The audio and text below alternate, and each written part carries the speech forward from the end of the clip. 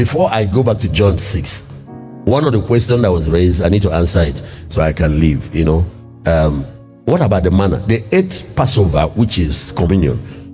Passover is about the death of the lamb. They ate Passover and they were healed, but they sustained their life with manna. God provided manna, bread from heaven. What is manna? God himself explained what it is, and I need to show it to you. Deuteronomy chapter 8, where he fed you with manna. Maybe you start from verse 15. Yeah. Who led thee through the great and terrible wilderness? We are cutting. We are just trying to go to the point. Moses was telling them, remember the Lord your God when he brought you out of Egypt, that he led you through the wilderness before bringing you to the promised land. Meanwhile, I need to maybe make a statement on that. Especially if you're a young believer, you're a young Christian. When you come to Christ, you are wanting everything to be fast, fast, fast. Want God to make you a millionaire overnight, make you this overnight, make you this overnight, make you great man of God overnight. And there might be young ministers, you come answer the call of God, you want quick success, you want to get to the top of the mountain fast. Listen to me. Anything that is instant is not from God, it's from the devil. Instant promotion, instant fame, instant greatness is set up. It's a setup. And anytime you see, the man will fall later. Do you know what happens if you take a skyscraper and just build 3 days it's up, 15th story?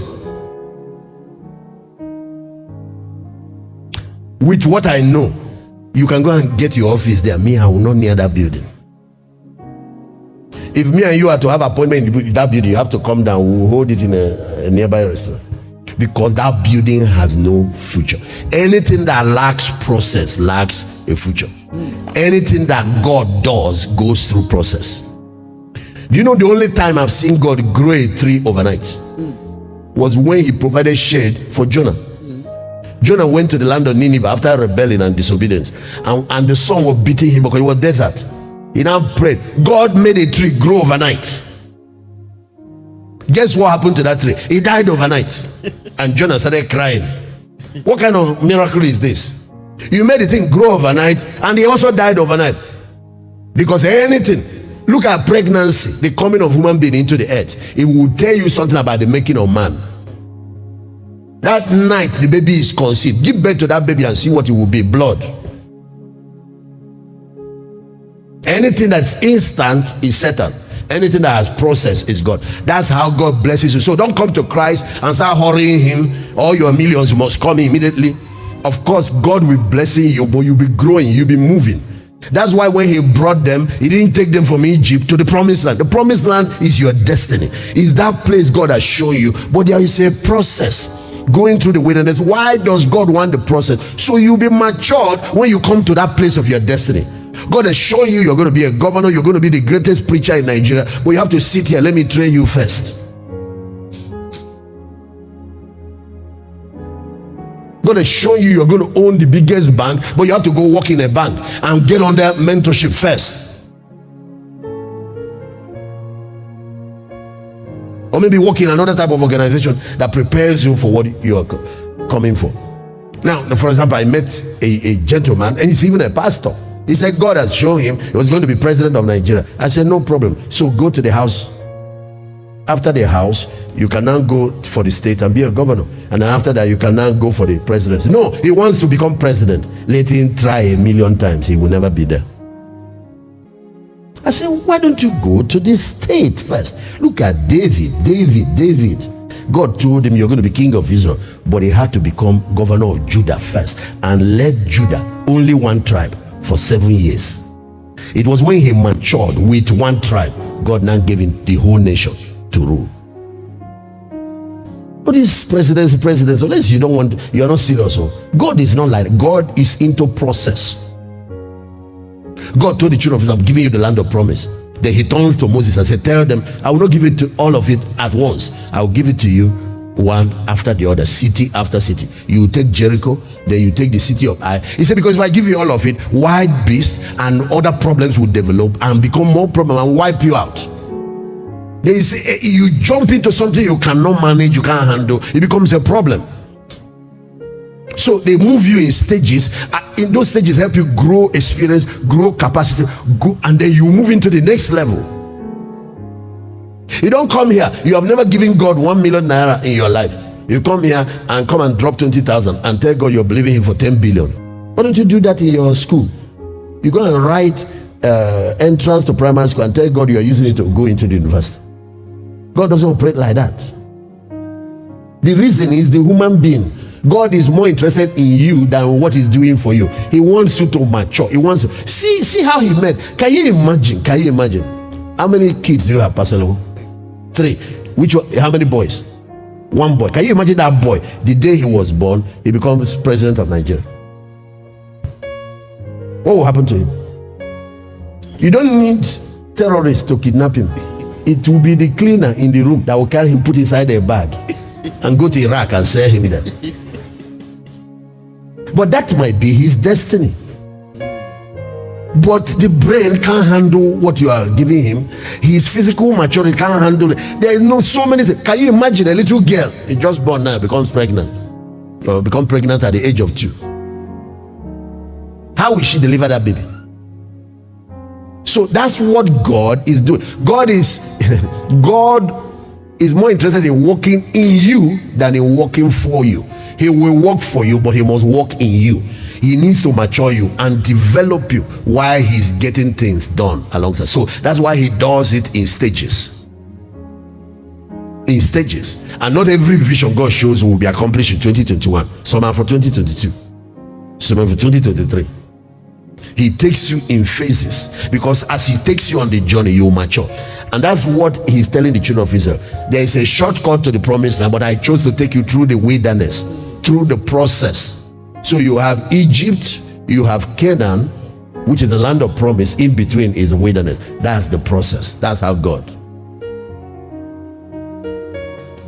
works. He said, when the Lord brought you out, he led you through that great and terrible wilderness. Go ahead, Pastor Ben, Deuteronomy 8 from verse 15. Yes. Who led you through the great and terrible wilderness, wherein were fiery serpents and scorpions and drought, where there was no water? Who brought thee forth water out of the rock of Why flint? is it that at a certain stage in your Christian life, you are led through this stage where you don't have too much abundance? In another stage, after you have passed this stage, you now start having the money, millions and billions. Why is it at that certain stage they need limited resource? Why does God operate like this?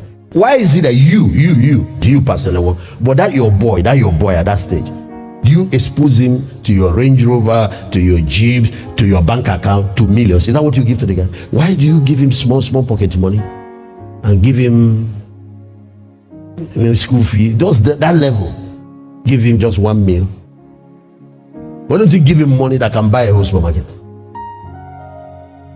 Why is it that there is a stage where God, in developing you, make sure that not too excessive, not just basic provision? He led them to the wilderness where there was no water, but yet he brought them water out of the flint. He makes provision. What is he trying to develop, Pastor Ben? You will see it, verse 16. Who fed thee in the wilderness with manna? You see, when they ate manna, because there was no supermarket in the wilderness, nowhere to go and buy turkey and chicken. That's where he gave them manna. Why did he give them manna? Yes. Who fed thee with manna in the wilderness, which thy fathers knew not, that he might humble thee, and that he might prove thee, to do thee good at the latter end. So the goal of this is to do you good. You are going to enter a large land, a land flowing with milk and honey, a land of prosperity, greatness, where you are promoted. Some of us are living in that third phase now. But we all went through this. Some of us are still in the middle phase. If one person is practicing medicine, another person is in the school, going through the process, cutting cadaver. You don't jump out of school because the other man has the best hospital in town. Complete that stage. One person is flying aero contractor aircraft up and down, flying British Airways. Another person is in school, in the flying school. Process. Complete the process. You don't jump out of school because you saw somebody, a pilot in the airport. That's where you're going. That he might do you good in your latter end. Ladies and gentlemen, God asked me to speak these words to you. Because some people are getting confused. They don't know where they are. God is not against you at all. The process is for your good. Don't go and start wondering what's going on. Is God? No. All of us went through it. Yes. Meet any man who tells you of greatness without the process, tell him that he's lying. And if he's true that he's saying, Satan gave him that promotion. It's not God. Let me tell you what the devil does. He took Jesus. Did you see the three temptations he gave to Jesus? Matthew chapter 4. Have you ever read them? One is command the stone to be bread. But the third one, he took him from that place he was to the pinnacle, a high mountain, very high mountain. He took him to a very high mountain and showed him the kingdoms of the world and the glory of it, all the wealth, everything in this world, and said, all of it I will give you. If you want to be prime minister, president, if you want to be United Nations, if you want to be a world-known minister of the gospel, I will make you famous overnight. Instant wealth. And just from here to there, immediately. You know, the process will take Jesus through the cross. Then he will become King of Kings, Lord of Lords. But the devil gave him a shortcut. He said, see it. You don't need to go preaching, trekking in Jerusalem, all this turning water to wine. You don't need to preach to anybody. Instant. You become a global star. Jesus rejected it. Many people today will take it. They don't know when the devil makes an offer and when God makes one. Did you hear my story that the first 7 years in ministry, God banned me from putting my picture or my name in handbill, in posters and anything. He said, don't do it. The fame you are trying to get, you don't have the stamina to withstand what comes with it. And he said, if you do it, you will vanish. And if I had done it, I won't be here today. So in those days, you will see me not even on handbill, not even church or fellowship handbill. You can't put me there. Not in poster, not in TV, not radio, not. He said, don't look for popularity. Complete your maturity, and I will take you up to the mountain. Is that not what happened to Jesus? Therefore, God has highly exalted him. But Satan tried to give him that exaltation first. It's called instant promotion, instant exposure, instant. You get exposed. And he told me in those days, he said, the warfare that come at the place where you're trying to get yourself, you are not ready for it. Do you know what was going on? Archbishop Idahosa was my mentor and fathering us in those days. He was trying to get to where he was fast. When he comes for program finish, I watch the kind of cars that he would drive, and I want the cars. So I'll be praying and claiming those kind of jeep. God, are you crazy? Your church doesn't have a piece of property. You are believing for car. This is a misplaced priority. Go and focus on the important thing. How many souls have you won and you're believing for a car? Leave all those things. Seek the kingdom. These other things will be added. He said a season of your life will come. Those things, they will be coming to you without you even looking for it. Focus on the important thing now. Focus on your own growth. Focus on the ministry's growth. Focus on the people I've given you to grow them. If I started pursuing shadow, I won't have grown. These are the men in those days. You need to see how they were looking. Go and look at those old pictures. Some of them, their neck used to look like stick. Pastor Not Bad, all of them, Dubus and the rest of them. See, focus and grow these men, turn them to mighty men. These things you're looking for will become common. I said, and then that was where. That's why you hear me, I tell you, I don't have ambition for success or to drive big cars and all. If God killed it, then he killed it on time, and thank God that he did.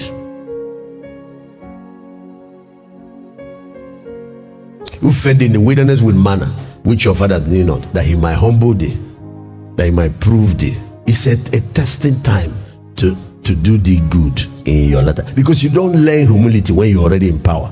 You won't learn it again. It's in the wilderness you learn it. You don't learn faith when everything is already available. No. Your faith is in money, not in God. You don't learn the things of the spirit when all the things are now. You see, prosperity is one of the greatest hindrances to spiritual development. But when a person has developed root, you now give him prosperity. It doesn't shake him again. But his root has not entered. You go and start bringing too much of that. You need to give him his daily bread, meet his needs, but not too much, not wants. God gives you both your needs and wants. Oh, he does that. Yes, he does that. There's a stage where he meets your need. There's another stage.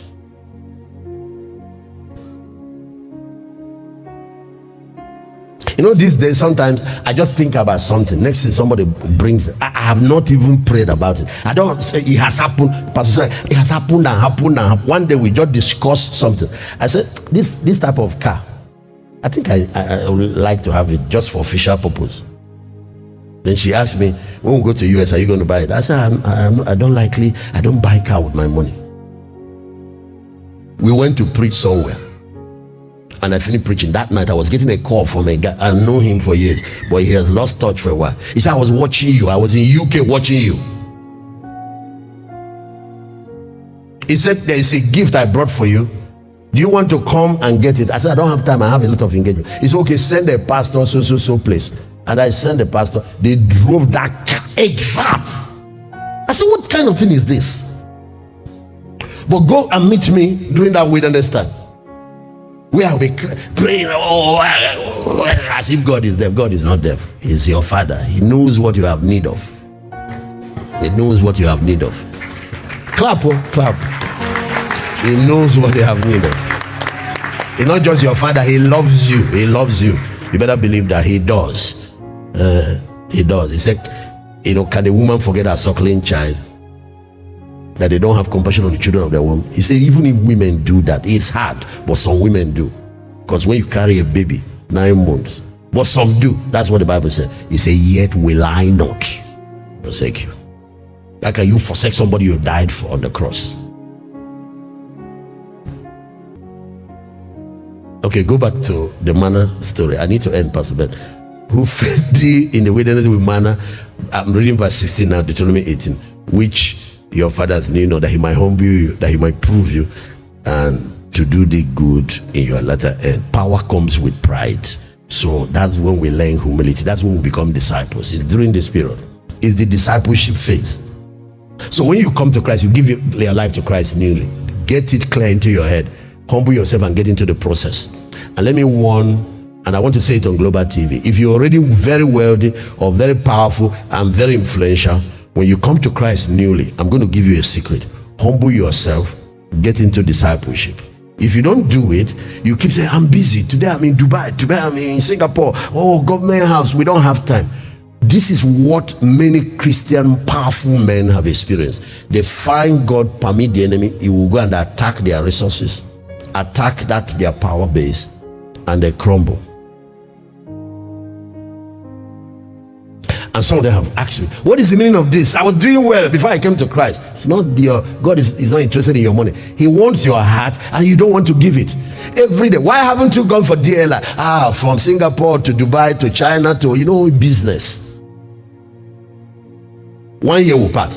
Why haven't you done encounter? Pastor, I don't have the time. I even managed to come to Sunday service. So you see them once in a month, one Sunday service. Just go and write what I'm telling you down. If you know anybody and you're following him, correct him with what you are learning today. If he doesn't, watch. Next thing you're going to see, because if you live in like that, he's not going to make it. He's going to be empty-handed. He's going to be barren. So what God will do, he will cut off all those his distraction. And container fell in the high sea, or this one happened, they seized my, or one problem. You see him, pastor, say, now go for DLI. He say, yes sir. Go for encounter. He say, yes sir. Pastor, I finished encounter. I said, just because you finish encounter doesn't mean. It's a process. Go for DLI. He said, okay sir. As long as God will hear me, he will go for DLI. Then you need to go and do priesthood Sunday. Pastor, I will be there. You see him in the front. You know why he's sitting in front? He's expecting me to pray for him. I said, this one is beyond praying for you. I can pray for you, a miracle will happen, but it is just like getting you out of the process. Medical school, I pray you into practicing medicine. Is that a good thing, Oga? If somebody jumps out from first year of flight school, Nigerian aviation school, jumps out from, he said, my pastor anointed me with oil. And for some unknown reason, I don't know how it happened, I saw the thing, they have signed my certificate, graduated, and when it was convocation, I saw them, they called my name. I even had to borrow gown, and I just joined them. He said, how many years did you spend? He said, I just got admission, just a few months. If you're the one employing, will you employ him? You have an airline, will you employ him? If you know whatever he flies, will you enter? Of course, I will not use the airline just by mistake. In case one day I'm seated, they say you are the one in the front. So I won't even use that airline. I will even ride them to sack you. But that's disaster flying on air. What about a doctor? Oh my God, my Pastor David is my pastor. He anointed me on Sunday, immediately, just Feast of Trumpet. Just since second year medical student. Now I've graduated. I've opened my own hospital. Oh Lord, praise be to the Lord. You know, there are some testimonies when people give. Those of us who are mature, they say, Lord, thank you for what you have done, but keep her in the process. Oh. That one is not ready yet. Yeah, you need miracles to keep you going, sustenance, manna, all that. But you have to complete the process. Then you can now have your destiny, the promised land, the land of your inheritance. That he might do thee good in your latter end. Then let's read verse 17. Pastor Ben, read it. And thou say in thy heart, my power and the might of my hand has gotten me in this wealth. Yes. Verse 18. But thou shalt remember the Lord thy God, for it is he that giveth thee power to get wealth, that he might establish his covenant, which he swore unto thy the ones fathers. that have not gone through the process are the ones that make that mistake. I'm a self-made man. It's my hard work that got me in this world. The ones that went through the process, when they get to the promised land, they know it's God that made them. So you see, then they give God what belongs to him. He said he made you wealthy, brought you there that he might establish his covenant, which he swore to your fathers. For the Jews is the Abrahamic covenant, and the mandate that God has for that nation. For us is this great commission. God is making you wealthy so you can finance the gospel. God is making you wealthy so you can finance the kingdom. God is giving you power so you can advance his cause on the earth. There is purpose for wealth. There is purpose for power. God doesn't want you to have wealth without a mission, money without a mission, or power without purpose. He doesn't want you to have that, because that's when he destroys the man that has it. God wants believers to have money with a mission and power with purpose. And you see now, the man will use the portion that is for him and use the rest to advance God's kingdom. You don't beg him. You don't. They know how they got here. They know who made them.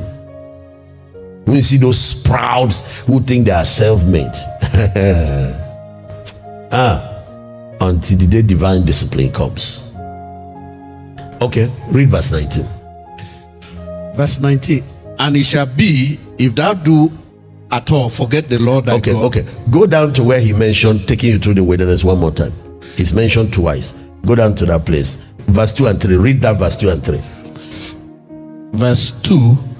And thou shalt remember all the way which the Lord thy God led thee these 40 years in the wilderness, To humble thee, to prove thee, to know what was in your heart, whether thou wilt keep his commandment or no. Now the issue is whether you obey him or not. Now watch, he's going to mention manna, and he tells us what manna is. Read it, the next verse. Verse 3. And he humbled thee and suffered thee to hunger, and fed thee with manna, which thou knewest not, neither did thy fathers know. Watch, everybody watch now. Yes? That he might make thee to know that man does not live by bread only, but by every word that proceeded out of the mouth of the Lord. Now this manna is bread too. It came from heaven. It's angels' food. But why is he pouring it down for them instead of giving them natural food in the wilderness? During this process time, why is manna the food? God is changing the diet to teach them one lesson: that man does not live by bread alone, but by every word that proceeded out of the mouth of God. God's word is God's mercy. God's word is God's diet.